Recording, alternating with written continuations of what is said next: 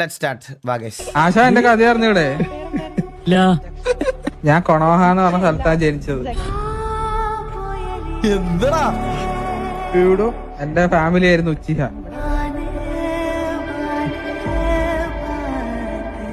എന്റെ അച്ഛൻ കണാറിന് വെച്ചിയ പണ്ട് ഓംലേറ്റ് എടുത്ത് അടിക്കലായിരുന്നു.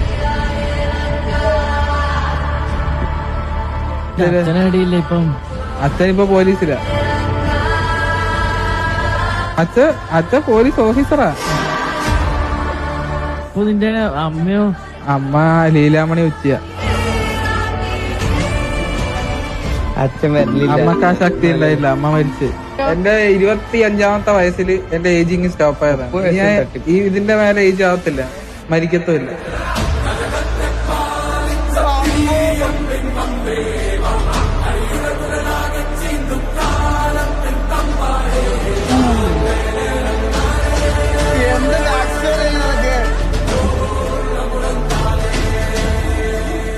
ഫുള്ള് പ്രമോഷൻ ആണല്ലോ മന്ദാര. കാശിറക്കിയല്ലേ ഇത്? നീ തന്നെയല്ലേ റിയോ? റിയോ നീ തന്നെയല്ലേ? അണ്ണാ ഞാൻ ട്രൈ ചെയ്ത് നോക്കിയത് എങ്ങനെയാണെന്ന് പറയാമോ? ഈറൻ മേഘം.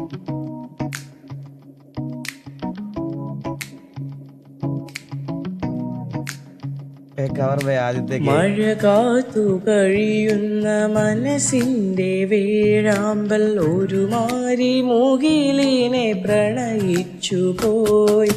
മഴ കാത്തു കഴിയുന്ന മനസ്സിന്റെ വേഴാമ്പൽ ഒരു മാരി മുകിലിനെ പ്രണയിച്ചു കാസ്ട്രോ ആണോ പാടുന്നോ? കാസ്ട്രോയോ? കാസ്ട്രോ ഒന്നുമല്ല. പോയി പൂവമ്പനമ്പലത്തിൽ പൂജയ്ക്കു പോകുമ്പോൾ പൊന്നും മിന്നും നിന്നെ അണിയിക്കും ഞാൻ.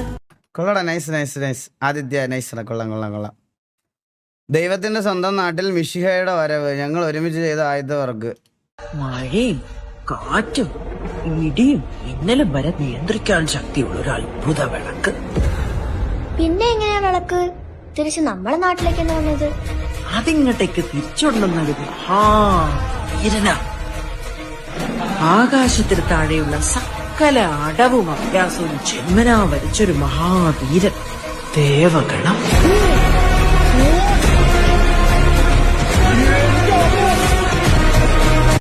അതെന്ത് സാധനോടോ അത്? വരിച്ചൊരു മഹാവീരൻ ദേവഗണം.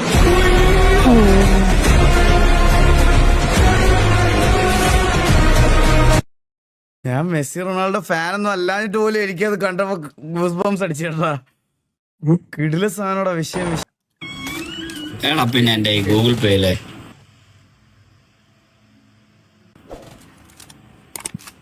പഠിക്കായിരുന്നോ?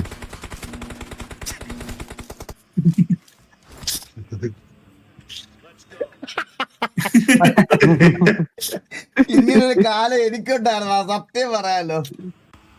എപ്പോഴും പഠിക്കണമെന്നൊന്നും പറയുന്നില്ല, ഇടയ്ക്കൊക്കെ ഫോണും കളിക്കാം, വിഷയമൊന്നുമില്ല, അതൊരു പ്രശ്നമില്ലെന്നേ.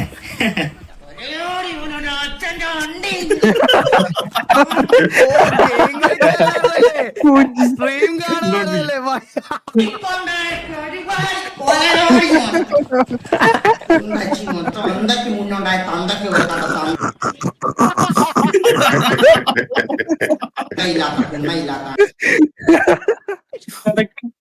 ലോഡായില്ലടാ ബാക്കി.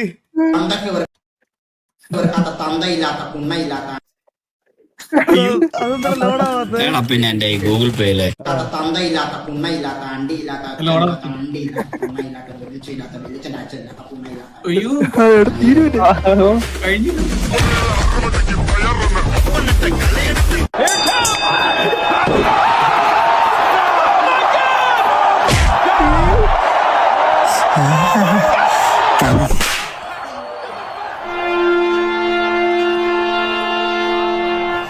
His name is John C.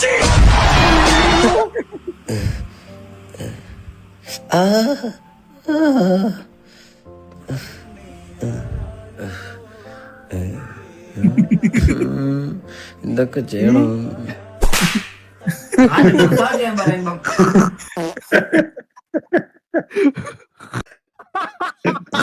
എന്തിനു പറയാ ഇതിനൊക്കെ എന്തൊക്കെ ചെയ്യണമെന്ന്.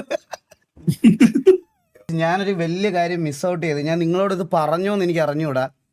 ബ്ലാക്ക് മിത്ത് ഊക്കോങ് കളിച്ച് തീർത്തതിന് നമുക്ക് ഈ ഗെയിം ഇറക്കിയ ഡെവലപ്പിംഗ് കമ്പനി ഒരു വലിയ ഗിഫ്റ്റ് ബോക്സ് അയച്ചു തന്നു. മനസ്സിലായോ? ഒരു വലിയ ഗിഫ്റ്റ് ബോക്സ് അയച്ചു തന്നു. എന്നിട്ട് ഇത് എനിക്ക് അറിഞ്ഞുകൂടായിരുന്നു ഇവരയച്ച കാര്യം എനിക്ക് അറിഞ്ഞുകൂടായിരുന്നു. DTDCക്കാരുടെ കയ്യിൽ വന്നിട്ട് ഞാൻ 2 ദിവസം ആ സമയത്ത് മൂന്നാർ പോയപ്പോഴത്തേക്കിന് സമാധാനത്തിന് വേണ്ടി ഞാൻ ഫോണൊന്ന് സ്വിച്ച് ഓഫ് ചെയ്തായിരുന്നു 2 ദിവസം. ഇത് തിരിച്ച് റിട്ടേൺ പോയിട്ട് കസ്റ്റംസുകാരുടെ ഇരിക്കും ഇപ്പൊ. മനസ്സിലായോ? ഇത് ഞാനിനി വേണമെങ്കിൽ കാശ് കൊടുത്ത് മേടിക്കണം അവരുടെ കയ്യിൽ. കാണിച്ചില്ലല്ലോ അണ്ണാ, കണ്ടില്ലടാ ഞാൻ പോലും കണ്ടില്ല. ഞാൻ പോലും വാങ്ങാൻ പറ്റൂല. അത് കസ്റ്റംസുകാരുടെ അതിന്റെ ഒന്നും അറിഞ്ഞുകൂടാ. മനസ്സിലായോ? എനിക്ക് ഒന്നും അറിഞ്ഞൂടാ. ഒരു മെയിൽ ID മാത്രമുണ്ട്. അവരടുത്ത് കോണ്ടാക്ട് ചെയ്ത് ചോദിച്ചപ്പോ അവര് പറയണെന്ന് പറഞ്ഞാൽ കസ്റ്റംസിൽ എവിടെയാണ് എന്ന്. എനിക്കൊന്നും വെറുതെ അത് മിസ് ചെയ്ത് പോയടാ. സത്യം പറഞ്ഞാൽ അത് അത്രയും എന്നെ അപ്ഡേറ്റ് ചെയ്ത ഗെയിമായിരുന്നു. എടാ ഇത് ഞാൻ കണ്ടായിരുന്നടാ. നമ്മുടെ ഇത് കണ്ടാ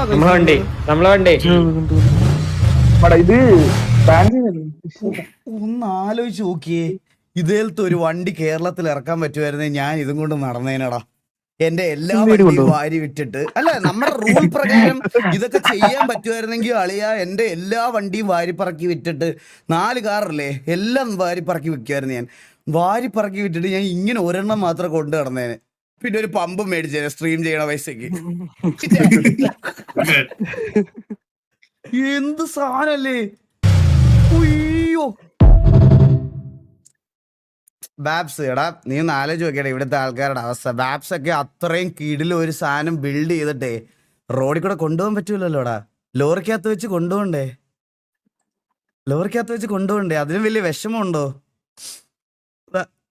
കൂടൽ. Why do you always wear black? I live in the shadows. Justice. Forgot them! I need to go to the Batcave. Batman needs his supplies. Forgot them! Slutty tomato! പച്ചമ്പി നമുക്കിട്ടാണല്ലോ. Forgot them!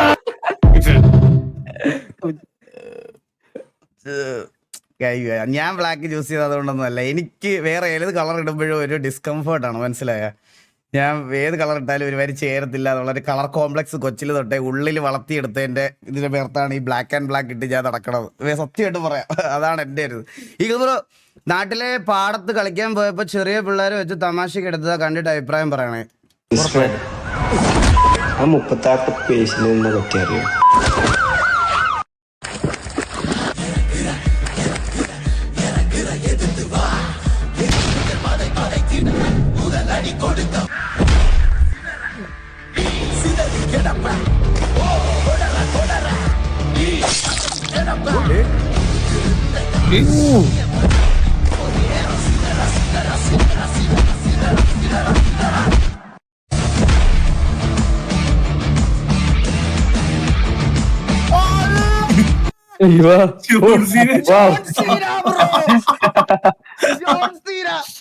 ഈ കാർഡിനൊക്കെ അടിയുണ്ടാക്കിയത് പോലെ വേറെ ഒന്നിനും ഉണ്ടാക്കിയിട്ടില്ല. ഇത് cricket cards. Football എനിക്ക് ഇഷ്ടമല്ല. ഞാൻ football cricket cards സച്ചിന് ധോണി അങ്ങനെ കുറെ സാധനം WWE. എന്റെ അമ്മ അതൊക്കെ ഒരു കാലല്ലേ. എന്റെ അമ്മോ ഈ WWE സ്ക്രിപ്റ്റഡ് ആണെന്ന് അറിഞ്ഞതിന് ശേഷം ഞാൻ അയലത്തോട്ടേ തിരിഞ്ഞിട്ടില്ല.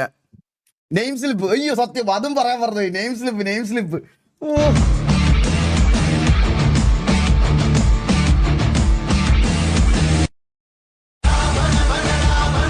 ഓ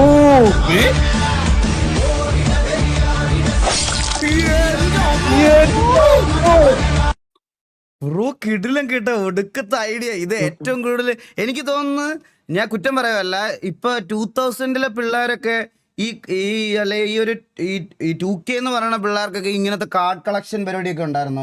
ഇവര് കുറച്ചുകൂടി ടെക്കീസ് ആയിരുന്നെന്ന് തോന്നുന്നു അല്ലേ? ഉറപ്പായിട്ട് ടെക്കീസ് ആയിരുന്നു. അവർ ഉണ്ടായിരിക്കും. ആ താല്പര്യമുള്ളവരുണ്ട്. എല്ലാ നമ്മൾ ഈ 2Kയില് വളർന്ന എല്ലാ പിള്ളേരെയും അങ്ങനെ ഒരേപോലെ കാണാൻ പറ്റൂല. പക്ഷെ എന്നാലും ഉണ്ടാവും. നമ്മുടെ ടൈമിൽ ഇത് ഭയങ്കര ഇതൊക്കെ ചെയ്തിട്ടുണ്ട് കേട്ടോ.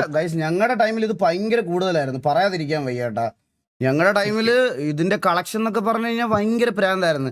നിങ്ങൾ എങ്ങനെ ഈ ഗെയിം കളിക്കുന്നത് എനിക്ക് അറിഞ്ഞില്ല. ഞങ്ങൾ എങ്ങനെ കളിക്കാന്ന് അറിയാമോ? കാർഡ്സ്, ഇപ്പൊ ക്രിക്കറ്റ് കാർഡ്സാ കളിക്കണമെങ്കിൽ ഉണ്ടല്ലോ, ക്രിക്കറ്റ് കാർഡാ കളിക്കുന്നതെങ്കിൽ നമ്മള് ഷഫിൾ, ഇപ്പൊ അവന്റെ ക്രിക്കറ്റ് കാർഡ്, എന്റെ ക്രിക്കറ്റ് കാർഡ്, ഞാൻ ഒരു റാൻഡം കാർഡ് എടുക്കും. റാൻഡം കാർഡ് എടുക്കുമ്പോൾ സച്ചിനാണെങ്കിൽ മോസ്റ്റ് റൺസ് സച്ചിനായിരിക്കും. അപ്പോൾ ഞാൻ മോസ്റ്റ് റൺസ് പറയും. അപ്പൊ അതിനകത്ത് ആർക്കാണോ മോസ്റ്റ് റൺസ് കൂടുതലെന്ന് വെച്ചാൽ, ഇപ്പൊ എന്റെ മോസ്റ്റ് റൺസ് എങ്കിൽ അവനെ കാർഡ് എനിക്ക് തരണം, അവന്റെ കാർഡ് മേടിക്കും. ഞങ്ങൾ അങ്ങനെയായിരുന്നു കളിക്കുന്നത്. നിങ്ങൾ അങ്ങനെയാണോ കളിച്ചോണ്ടിരുന്നത്? പല രീതി കളിക്കുന്നവരുണ്ടോ? പല രീതി കളിക്കുന്നവരുണ്ട്, ഇതുപോലല്ല, പല രീതി കളിക്കുന്നവരുണ്ട്. സെയിം അങ്ങനെ കുറെ ഉണ്ട്.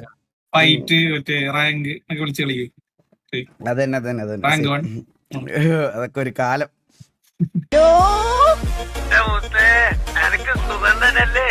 നിങ്ങളില്ലാണ്ട് ഞമ്മക്ക് എന്ത് സുഖന്ന്?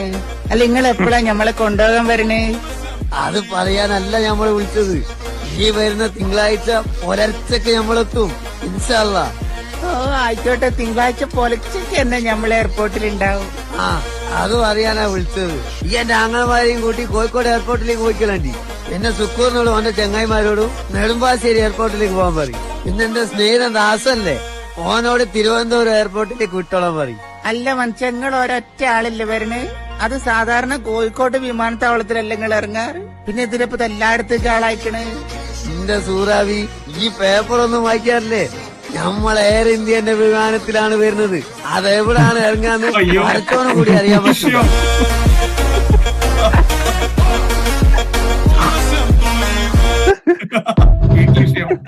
ഇപ്പോഴത്തെ ഒരു അവസ്ഥ വെച്ചിട്ട് ഇതാണ് സത്യം.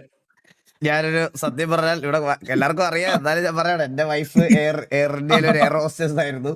ആൾക്ക് കഴിക്കുമ്പോ ചങ്ക് തരും, ഒബ്വിയസ്ലി ചങ്ക് തരും, മനസ്സിലായോ? പ്രശ്നമാണ് പ്രശ്നം. അണ്ണാ ഇതൊരെണ്ണം വാങ്ങിയാലോ ഈകളെ? My blades when I don't raise. My blades when I don't raise.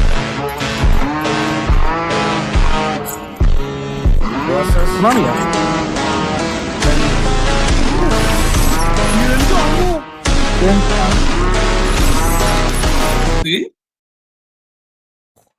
സാധനമല്ലേ ഇത് മറ്റേ ഗോഡ് ഓഫ് വാറിലെ ബ്ലേഡ് അല്ലേ ഇത്?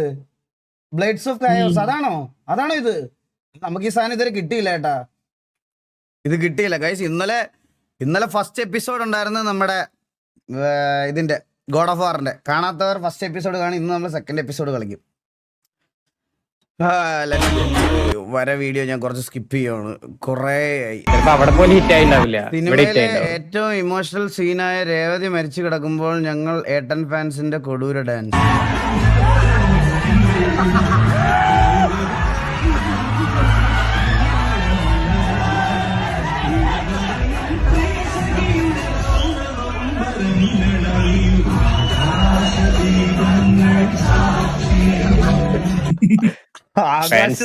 ആകാശ ദീപങ്ങൾ സാക്ഷിക്കൊക്കെ ഡാൻസ് കളിക്കണ പിള്ളേരെന്നൊക്കെ പറഞ്ഞ ഇവന്മാരെങ്ങനെയാണ് ഇങ്ങനെ നിക്കണേ? ഒയ്യോ, ആ പാട്ടിനൊക്കെ ഡാൻസ് കളിക്കാന്ന് പറഞ്ഞല്ലേ. വേറൊരു കാര്യം ഉണ്ടടാ, ഈ ലാലേട്ടന്റെ പടം റീ റിലീസ് എന്ന് പറഞ്ഞാൽ എല്ലാവർക്കും ഉത്സവം പോലെയാ. അതിലിനി മരണം വന്നാലും ആക്ഷൻ വന്നാലും കോമഡി വന്നാലും എല്ലാരും ഭയങ്കര പവറായിട്ട് നിക്കണം. എനിക്കത് അറിഞ്ഞൂടാ എന്താണ്. ഞാൻ പക്ഷെ റീ റിലീസ് കാണാൻ പോയില്ല കേട്ടാ. കാണാം. എന്താണ് ഈ ചക്രവ്യൂഹം? പണ്ടുകാലം മുതലേ ഉള്ള ഒരു യുദ്ധതന്ത്രമാണ് ചക്രവ്യൂഹം. വളരെയധികം അപകടം നിറഞ്ഞിരിക്കുന്ന ഒരു തന്ത്രം. റാൻഡം നമ്പറിൽ നിന്നൊക്കെ കോൾ വരുന്നത്. എനിക്ക് ഒരു സെക്കൻഡ്. ഹലോ, ആരാണ്? എന്താ വെച്ചാൽ പറഞ്ഞു.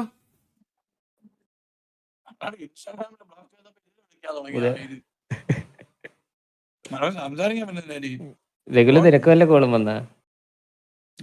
വരാനല്ലേ ഞാൻ വെയിറ്റിംഗ്. ഇതുപോലെ ഡീസന്റ് ആയിട്ട് സംസാരിക്കില്ലല്ലോ, മനസ്സിലായ? കൊണ്ടുപോയി അടുത്തത് നമ്മള് ത്രൂ തെറിയാണ്. ഇതുപോലെ ഡീസന്റ് ആയിട്ട് സംസാരിക്കില്ല, ത്രൂ തെറി. റെഗുലറോടൊക്കെ ചോദിക്കോ നിന്റെ വീട് എവിടാ നീ ഇങ്ങോട്ട് ദുബായിലോട്ട് വാ. അത് കുറച്ച് ദൂരെ അത് കുറച്ച് ദൂരെ തിരിച്ചു പോകില്ലല്ലോ എല്ലാരും. കടൽ മച്ചാൻ അല്ല അത് വേറെ ആരും ചോദിക്കാൻ വിളിച്ചത് വള്ളിയൊന്നുമല്ല വള്ളിയൊന്നും എന്തൊക്കെ തരം പേരുകളാ അടുത്തതായോ അടുത്ത സാധനം തുടങ്ങിയാ ഇല്ല സാധനം തുടങ്ങിയില്ല എന്താണ് ചക്രവ്യൂഹം? പണ്ടുകാലം മുതലേ ഉള്ള ഒരു യുദ്ധതന്ത്രമാണ് ചക്രവ്യൂഹം. വളരെയധികം അപകടം നിറഞ്ഞിരിക്കുന്ന ഒരു തന്ത്രം. പുറത്തുനിന്ന് നോക്കിയാൽ ഒരു ചക്രം പോലെ തോന്നും. എന്നാൽ അകത്ത് പ്രവേശിച്ചാലാണ് മനസ്സിലാക്കുക അതൊരു കെണിയാണെന്ന്. ശത്രുവിന് വെളിയിൽ നിന്ന് അകത്തേക്ക് പ്രവേശിക്കാൻ എളുപ്പമാണ്. എന്നാൽ അകത്ത് നിന്ന് പുറത്തേക്ക് വരിക ഏറെക്കുറെ അസാധ്യമാണ്. യുധിഷ്ഠിരൻ സ്തംഭിച്ചു പോയി. പണ്ട് മുതലേ ചക്രവ്യൂഹത്തെ പറ്റി അയാൾ ഒരുപാട് കേട്ടിരിക്കുന്നു. എന്നാൽ എങ്ങനെ അതിൽ നിന്നും പുറത്തേക്ക് വരണമെന്ന് ഒരു പിടിയുമില്ല. അയാൾ മറ്റു പാണ്ഡവരെ എല്ലാം നോക്കി. എല്ലാവരുടെയും മുഖത്തും ആ ഭയം അയാൾ കണ്ടു. എങ്ങനെ ചക്രവ്യൂഹത്തിൽ നിന്നും പുറത്തു വരണമെന്ന് ഒരാൾക്ക് പോലും അറിയില്ല. അവിടെ ആകെ ഒരു ഭയപ്പെടുത്തുന്ന നിശബ്ദത പടർന്നു. ആര് പോകുമെന്നുള്ള ചോദ്യം അവരിൽ ആവർത്തിക്കുവാൻ തുടങ്ങി. പെട്ടെന്നായിരുന്നു ഒരു രഥത്തിന്റെ ശബ്ദം അവരുടെ കാതുകളിലെത്തിയത്. പാണ്ഡവരുടെ ഭാഗത്തു നിന്നുമാണത്.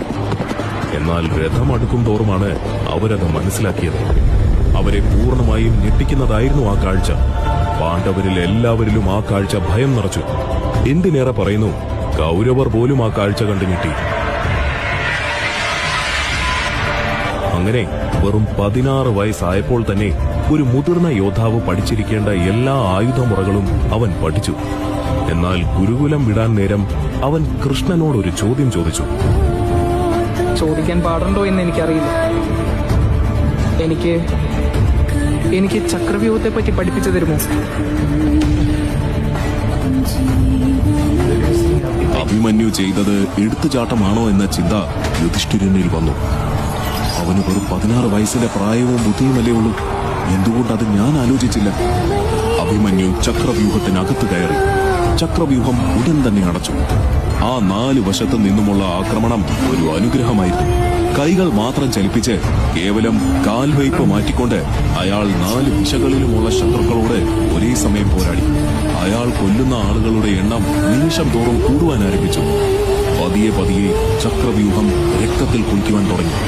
നിമിഷ നേരം കൊണ്ട് ചക്രവ്യൂഹത്തിന്റെ താളം തന്നെ അയാൾ തെറ്റിച്ചു. അതിശക്തരായ യോദ്ധാക്കളെ വരെ അഭിമന്യു കൊന്നുകൊണ്ടിരുന്നു. ശേഷം എല്ലാവരും കൂട്ടമായി അയാളെ ആക്രമിക്കുവാൻ ആരംഭിച്ചു. നിരവധി അമ്പുകൾ ആ 16 വയസ്സുകാരന്റെ ശരീരത്തിൽ ആഞ്ഞു കയറി. പെട്ടെന്നായിരുന്നു ആ ശബ്ദം അവരെ ഞെട്ടിച്ചത്. എന്നാൽ ശബ്ദത്തേക്കാൾ ഉപരി ആ കാഴ്ച അവരെ ഭയപ്പെടുത്തി. അഭിമന്യു രഥത്തിന്റെ ചക്രമേന്തി നിൽക്കുന്നു. എതിരെ വരുന്ന എല്ലാവരെയും അയാൾ ആ ചക്രം ഉപയോഗിച്ച് കൊല്ലുന്നു. എല്ലാവരുടെയും ഉള്ളിൽ ആ കാഴ്ച ഭീതി നിറച്ചു. എന്റെ അമ്മോ, ഇത് ആരാണ് ഡബ് ചെയ്തത്? ഇത് മറ്റേ സിനിമാജിക്കിന്റെ അല്ലേ വീഡിയോ? ആണോ? അതാ എനിക്ക് അറിഞ്ഞൂടാ അതാരാ. യൂട്യൂബില് അത് വൻ സീരീസ് സിനിമാജിക്. ഇങ്ങനെ സീരീസ് പോലെ ഇറക്കിക്കൊണ്ടിരിക്കും. സീരീസ് പോലെ മഹാഭാരതം മൊത്തം സിനിമാജിക്. ഓ എന്റെ അമ്മോ, 2 മില്യൺ വ്യൂസ് ഈ വീഡിയോക്ക്. ഓ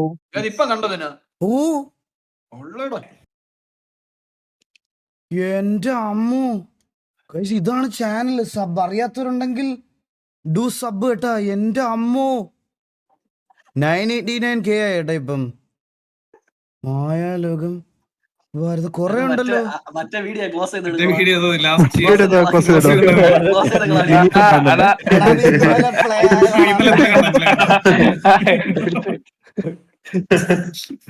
സീരീസ് ആയിട്ട് ഇറങ്ങിയിട്ട് ഒറ്റ അല്ല, അറിയാത്തവരുണ്ടെങ്കിൽ കഴിച്ച് ഞാനെന്നാ അറിയണം. സത്യമായിട്ട് എനിക്ക് അറിഞ്ഞൂടായിരുന്നു. എന്റെ അമ്മോ, എന്ത് സാധനം പറ. ഇതാണല്ലോ നമ്മളിപ്പോ കണ്ടത്.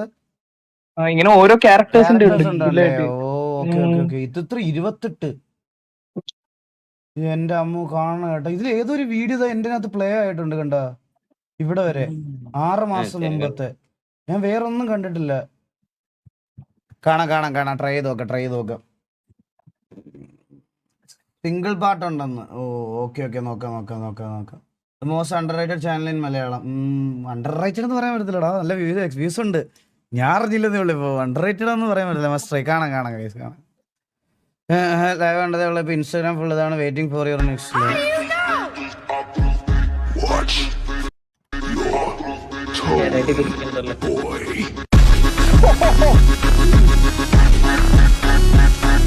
ഇന്നലെ ഗൈസ് ഇതിന്റെ ഒരു സാമ്പിൾ ഫൈറ്റ് ഞാൻ എക്സ്പീരിയൻസ് ചെയ്തായിരുന്നു.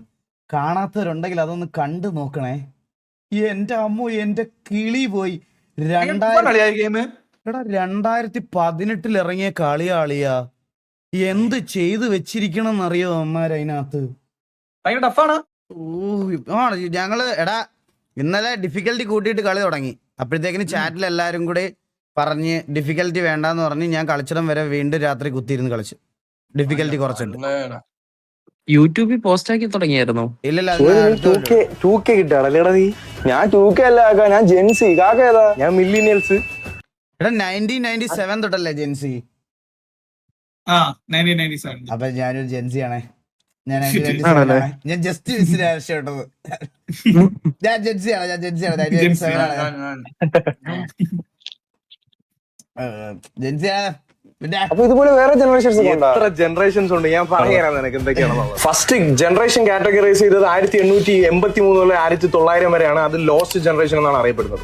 നെക്സ്റ്റ് 1901 മുതൽ 1927 വരെ ഗ്രേറ്റസ്റ്റ് ജനറേഷൻ. ദെൻ കംസ് 1928 മുതൽ 1940 വരെ അവരെ സൈലന്റ് ജനറേഷൻ എന്ന് അറിയപ്പെട്ടുകൊണ്ടിരുന്നത്. അതിനുശേഷം വന്നേക്കുന്നത് ബേബി ബൂമേഴ്സ്. ഇവര് 1946 to 1964 ആണ്. അത് കഴിഞ്ഞതിന് ശേഷം നമ്മൾ മെന്നിയൊക്കെ ഇനി baby boomer baby boomer gaming. Bro hello. Baby boomer, baby boomer, Benny coach, ഇവരെല്ലാം ബേബി ബൂമേഴ്സിൽ വരുന്ന ആൾക്കാരാണ്. നമുക്ക് വന്നിരിക്കുന്ന 1965 മുതൽ 1980 വരെ ഉള്ള, അതായത് നമ്മുടെയൊക്കെ ഒരു ഫാദർ ലെവലിലൊക്കെ വരുന്നത് ജനറേഷൻ എക്സിൽ വരുന്നവരാണ്. ദെൻ കംസ് എന്റെ ജനറേഷൻ 1981 മുതൽ 1996 വരെ. അത് കഴിഞ്ഞിട്ട് വന്നിരിക്കുന്നതാണ് നമ്മുടെ ജെൻസി പിള്ളേര്. അല്ല അതെന്താ പേരില്ലേ?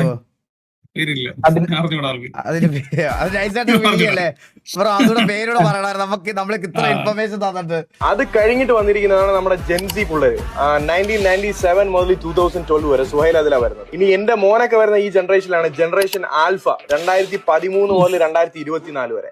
ഇപ്പൊ വന്നിരിക്കുന്നത് 2025 മുതൽ 2039 വരെ ഉള്ളത് ജനറേഷൻ ബീറ്റയിലാണ് വരുന്നത്. ഓ, അപ്പൊ ഈ ബീറ്റയുടെ ഒരു ചെറിയ വർഷന്റെ കട്ടിലപ്പുറത്ത് കിടന്നിട്ട് വളർന്നു വലുതാവുമ്പോ എന്തൊക്കെ കാണിക്കും തമ്പുരാനറിയാം. മനസ്സിലായോ? എന്ത് കാണിക്കുമെന്ന് ഊഹിക്കാൻ പോലും വരുന്നില്ല. ഒരു ചെറിയൊരു ബീറ്റ് അപ്പുറത്ത് കിടപ്പുണ്ട്.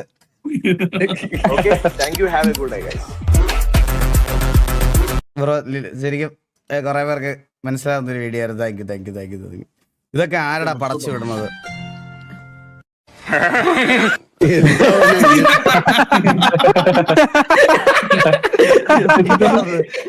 ഡയലോഗ് വന്നത് പോലും ഇല്ലല്ലോ. എന്താ ഇങ്ങനെ? ഞങ്ങള് പാവങ്ങള് തീ തുപ്പുന്ന ഫ്രീക്കിക്കൊണ്ട് ഗോൾവലകൾ തുളയ്ക്കും. ആ ബോൾ ഗ്രൗണ്ടിലേക്ക് വെക്കുന്നതാണ്. ഈശോ പാണ്ടിക്കരിമ്പാറ വന്നതായിരിക്കും അല്ലേ? കൂടെ ഉണ്ടായിരുന്നു.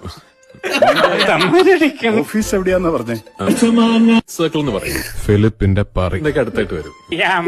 എടാ അത് ശരിക്കുള്ള ഡയലോഗ് ആണോടാ അത്? ഈ ഫിലിപ്പിന്റെ പറി ആണോ? ഡബ്ബ് മാത്രമേ കേട്ടിട്ടുള്ളൂ. ഞാൻ കുറെ ഡബ്ബ് വീഡിയോ മാത്രമേ കണ്ടിട്ടുള്ളൂ അതിന്റെ. യെസ് ഉണ്ട്. അത് എന്തിനകത്ത് സിനിമയിലാണോ അത്? ഏത് city of god? Kerala cafe? City of ഗോഡോ? എന്താ Kerala cafe movie? City of Kerala cafe എന്നാ പറയാനാ? ഇപ്പൊ എവിടെ നോക്കാം അത് ആരാന്നറിയോടാ രഘുലേ നിനക്ക്? കുതിരേന്റെ സൗണ്ട് ആര്? എടാ അത് ആരാന്നറിയോ നിനക്ക് രഘുലേ? കുതിരയുടെ സൗണ്ടാ? അല്ലെ ഒരു കുതിരേന്റെ സൗണ്ട് ഇപ്പൊ എനിക്ക് കേട്ട്. കുതിരയുടെ സൗണ്ട് അല്ല, ലാലു അലക്സ്. പുള്ളി മലയാളത്തിലൊരു വലിയ നടനാ. ഇവൻ മലയാള സിനിമ അറിഞ്ഞൂടാ, ഇവന് മലയാളം അറിഞ്ഞൂടാ. ഇവൻ മലയാളം കേരള തമിഴ്നാട് ബോർഡറാ. മനസ്സിലായ? പിന്നെ മലയാളത്തിലുള്ള ഒരാളെ അറിഞ്ഞൂടാ സത്യം പറഞ്ഞ, അതിന്റെ ചോദ്യമാണ്. നാളെ അല്ലെങ്കിൽ രഘുല നിന്റെ ഫോട്ടോ ഒക്കെ വെച്ച് വരിക, ഒരു സംശയമില്ലേ? ഉണ്ടാക്കാൻ പറ്റും പക്ഷെ കാണാൻ പറ്റില്ല. മുതലാളി എവിടെയാണ്? ഒരു തീർത്ഥാടനത്തിലാണ്. പറയൂ വത്സന്റെ അച്ഛൻ. ഇത് കളർ അടിച്ച വണ്ടിയല്ലേ ഇത്? പറയൂ വത്സന്റെ അച്ഛൻ. രണ്ടും ബഹളാ സാറേ. പണം കിട്ടിയ എന്റെ തല വരാൻ പറ്റും.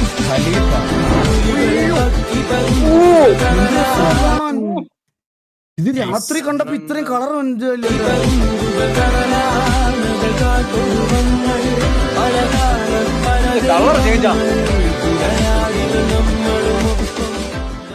ആ അത് പറഞ്ഞപ്പോഴേ ഗൈസ്, ഇതിനെങ്ങനെ കളർ അടിക്കാൻ പറ്റണേ?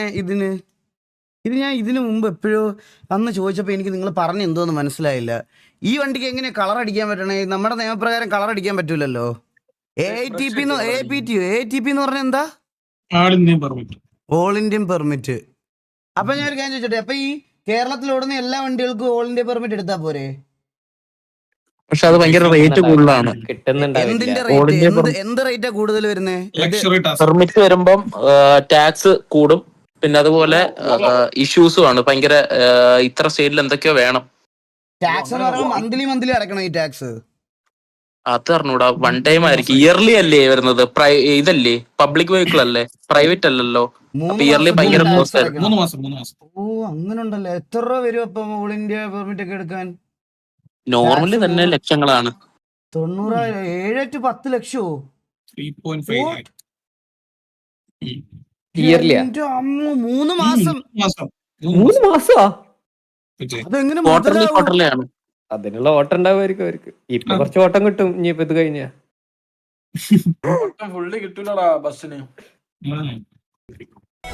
നമുക്ക് എപ്പോഴും ജീവിതത്തിൽ വേണ്ടുന്ന ഏറ്റവും ഇമ്പോർട്ടന്റ് ഒരു കാര്യമുണ്ട്. എന്താണെന്നറിയോ നിങ്ങൾക്കത്? ഞാൻ ഈ മോട്ടിവേഷൻ ഒക്കെ നിർത്തിയ ആളാണേ. ഇപ്പം മോട്ടിവേഷൻ ഇല്ലേ? ഇപ്പൊ മോട്ടിവേഷൻ ഒന്നും ഇല്ലേ?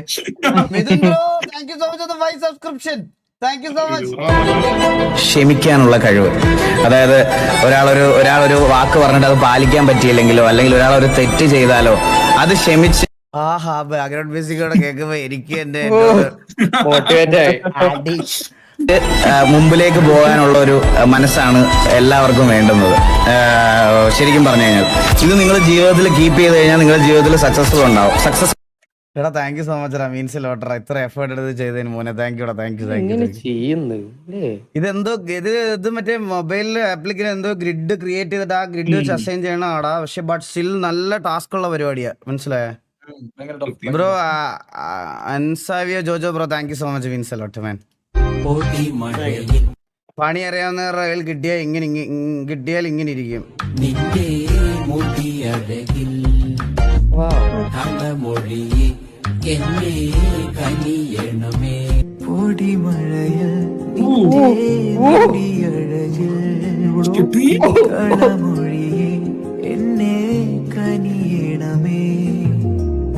നീ തൊട്ട തെന്നലേറ്റാൽ നരകവും സ്വർഗമാകും.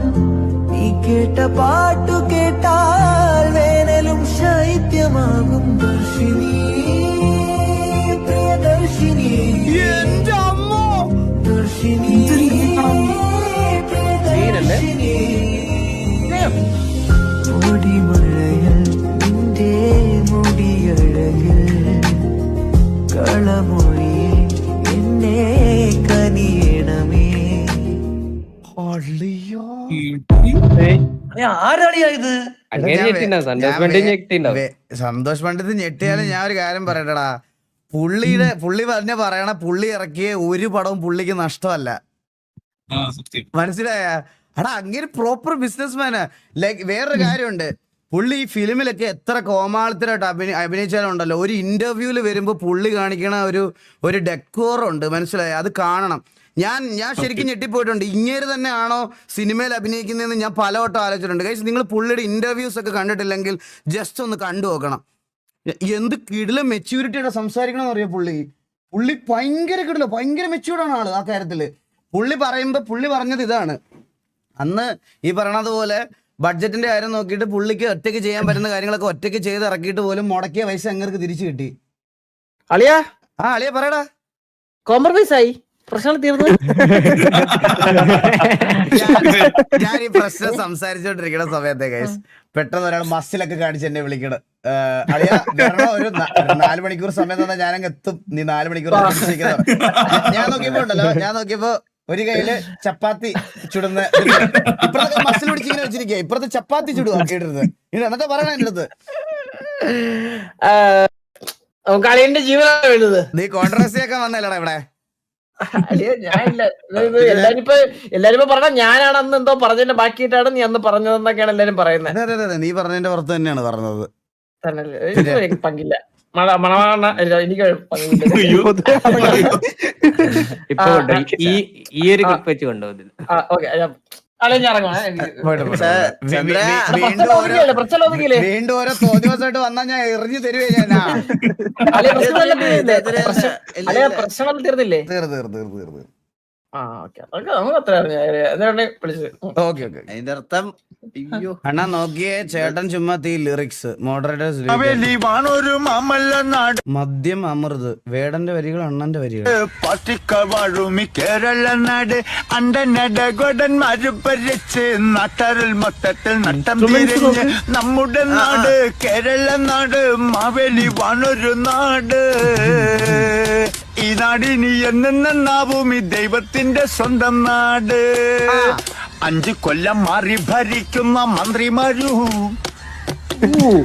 ഗ്രൂപ്പുകളെ കൈത്തൊഴിലാക്കിയ രാഷ്ട്രീയ പാർട്ടിക്കാരും കൊഴുത്ത പെട്ടിക്കടകൾക്ക് അലങ്കാരമായി ആൻസിന്റെയും പാൻപരകിന്റെയും മിന്നുന്ന മല കാണാൻ 10 പോലും പ്രായം തികയാത്ത പീക്കിരികൾ ആൻസിന്റെ ഒപ്പം ക്യാൻസറും വാങ്ങിയിട്ട് ടാങ്ക്സ് പറഞ്ഞു പോയി. ആൻസിന്റെ ഒപ്പം ക്യാൻസറും വാങ്ങിയിട്ട് താങ്ക്സ് പറഞ്ഞു പോയി. ഈ പാട്ട് പഠിക്കണം, ഈ പാട്ട് പഠിച്ചോണ്ടാ കേട്ടോ. ആൻസിന്റെ ഒപ്പം ക്യാൻസറും വാങ്ങിയിട്ട് ടാങ്ക്സ് പറഞ്ഞു പോയി. കൈക്ക് തെരുപ്പ്, തലയ്ക്ക് പെരുപ്പ്, കാലിനും നല്ലൊരു ഗ്രിപ്പ്. ശമ്പു വെച്ചിട്ട് അവനറിയോ മോളിലേക്കുള്ളൊരു ട്രിപ്പ്.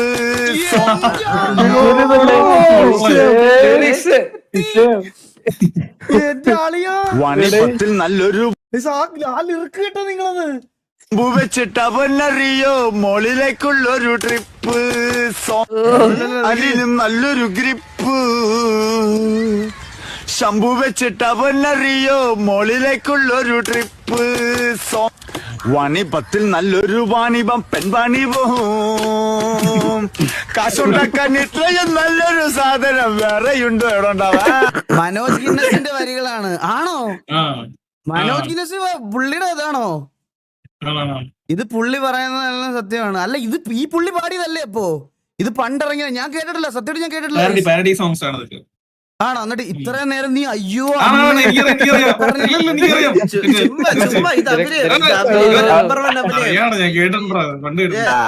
വാണിപത്തിൽ നല്ലൊരു വാണിപം പെൺവാണിപം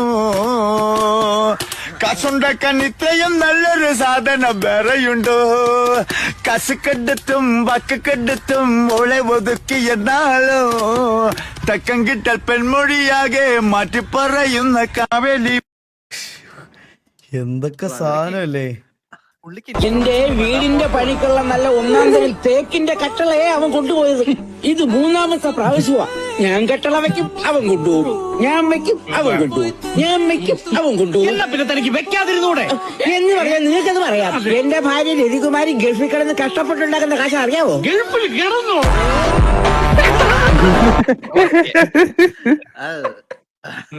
പ്രശ്നമാവത്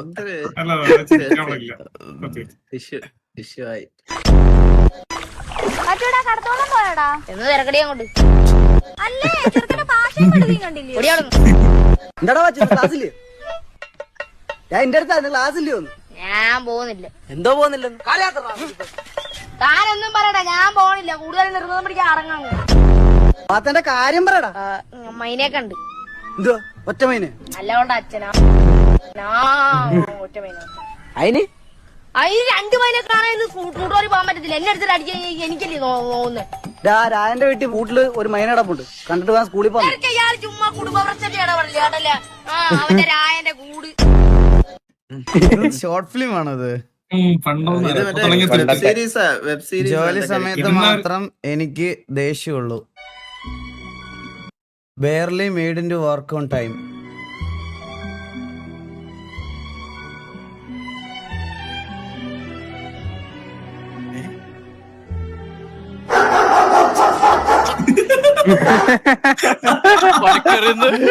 തലതിരിഞ്ഞൊരു പട്ടി.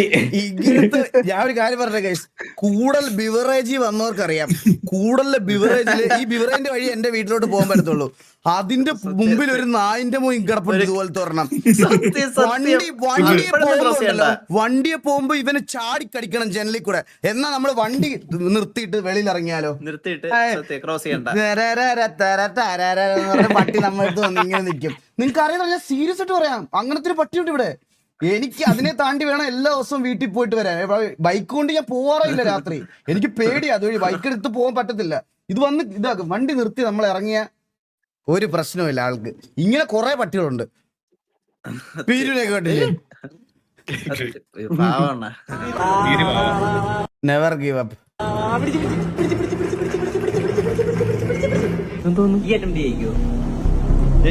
ലിറ്റിൽ നൈറ്റ്മേഴ്സ് അത് പെൻഡിങ് ഉണ്ട്, അത് കളിച്ച് തീർക്കണം. ഞാനിവിടെ പെട്ടിരിക്കുന്നത്.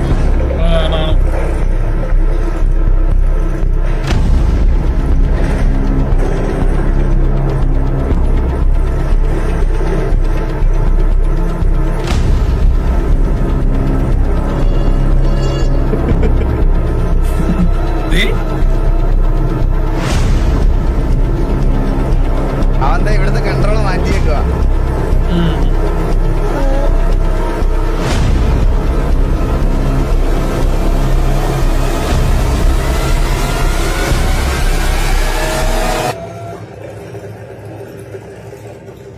വിഷയം സ്പോയിലർ അല്ല, സ്പോയിലർ അല്ലടാ, നമ്മൾ ഓൾറെഡി അത് അവിടെ വരെ കളിച്ച് വെച്ചേക്കുക. സ്പോയിലർ അല്ല.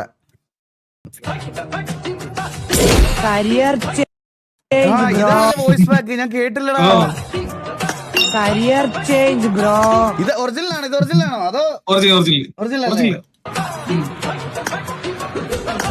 ചന്ദനക്കുടം ചക്കരക്കുടം ചന്ദനം പാട്ടൊക്കെ ഉണ്ടോ? ചന്ദനക്കുടം ആണാ? കാർപ്പേ സ്പ്രേ ദോ. എന്റെ പുറകെ സായി പോപ്പി ബ്രോ. എനിമി ഉണ്ട്, ആളുണ്ട്. സാക്കറോഡ് യൂത്ത് ക്ലാസ് എനിമീസ് ക്ലോസ്.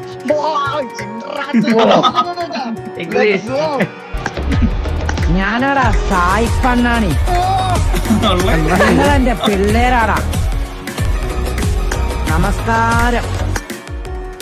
പൊളിയടാ. അയ്യോ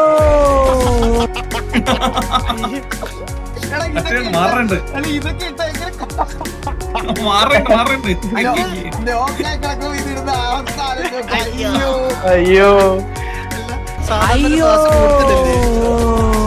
എടാ, നിന്റെ വണ്ടി പൊട്ടാറായടാ. അവന്റെ വണ്ടി കത്തിയേ.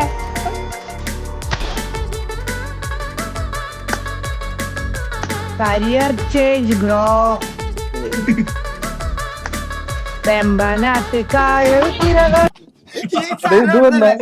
സായിപ്പിന്റെ കൂടെ ഇപ്പൊ ഞാൻ ഇടയ്ക്ക് ലാസ്റ്റ് 2 പരിപാടിക്ക് പോയട്ടാ. മൈക്കെടുത്ത ആദ്യം ഇതാണ് പാട്ട് പാടാൻ പറഞ്ഞ അപ്പഴേ വേമ്പനാട്ടുകായൽ തിര. എന്നിട്ട് ഇവ ഒരു പരിപാടി എന്താ പറയോ, തെറുവിളി വരുന്ന ഭാഗം വരുമ്പോഴേ മൈക്ക് തിരിച്ച് അങ്ങോട്ട് വെച്ചു കൊടുക്കും. അവന്മാരിരുന്ന് പറഞ്ഞോളൂ ബാക്കി. തകതിനി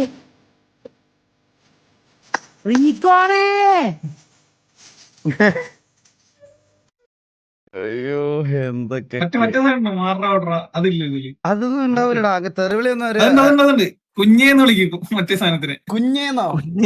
കുഞ്ഞേ. റീകോണേ ഉണ്ടോ? അത് വരെ സാധ്യത. ഇപ്പൊ കേട്ട് ലാസ്റ്റ് കേട്ടോ ഇതിനു മുമ്പ് അത് റീകോൺ ഫേമസ് ആയിട്ടോ ഒരു ഗെയിമിൽ വരെ വന്ന പേരവന്റെ